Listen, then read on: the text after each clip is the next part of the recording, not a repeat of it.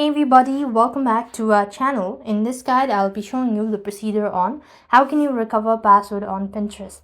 If you want to recover password on Pinterest, you need to follow these steps.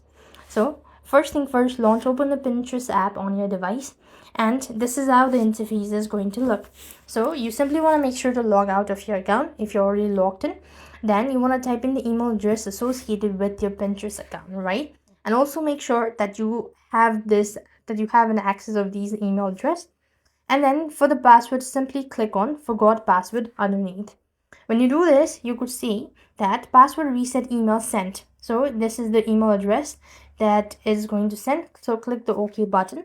Now all you need to do is wait for the reset link. So you could just swipe down, look for these. As you could see, I've already received a mail that says we got your request. And what you would do is here, you have 24 hours to pick a password. So after that, you'll have to ask a new one. So what here you need to do is, you could simply go ahead and click on the reset button just here, and you could go ahead and create a password, and then you'll be able to recover your account. So this is how you'll be able to recover password on Pinterest. I hope the video was helpful. Make sure to like, share, and subscribe. Thank you for watching. See you in the next video.